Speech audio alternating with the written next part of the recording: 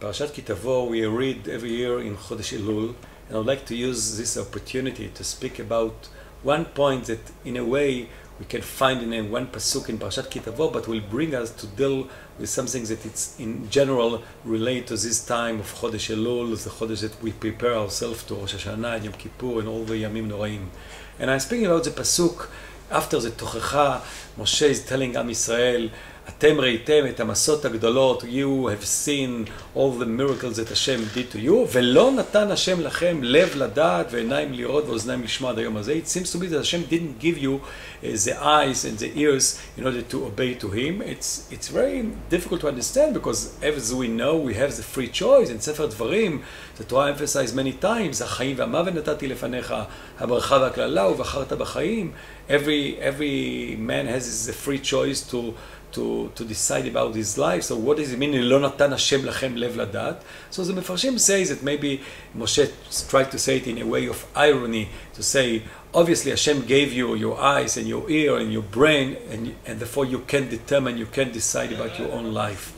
And I think that this is a time to speak about the idea of free choice. That as we know, the Rambam in Hilchot Shavua, he dedicated Perik Hey and Perik Vav in Hilchot Tshuva to speak about the idea of free choice. Perik Hey, he explained the idea and how it's fundamental and how we cannot deny that this is one of the yesodot, of the basics of the Torah. And in Perik Vav, he deals with the psukim that apparently seems to be contradict to the idea of the free choice. And there is a very common and a well-known question about the Rambam that he usually is very systematic. Why in the middle of Hilchot Shavua he wrote this idea of free choice? Because it shouldn't be either in the beginning of Hilchot Shavua or in the end. But after 4 parakim of Hilchot Shavua, he just make a break, and he put this very important idea of free choice. So one of the answers he tried to say that because in the 4th perek, Rambam speaks about 24 things that can prevent tshuva, 24 דברים המעכבים את התשובה, the Rambam wanted to tell us that maybe the most problematic obstacles that we have against the idea of tshuva is this thought that someone can think that maybe I cannot change myself. There is no free choice. This is what I am, and I can do nothing about it. And therefore, the Rambam says this is the main obstacle against tshuva. And therefore, after 24 things that me'akvim et tshuva, the main obstacle is the idea that there is no free choice. And therefore, the Rambam dedicated these 2 parakim to convince us you can do it. You can change your life. You can take yourself seriously.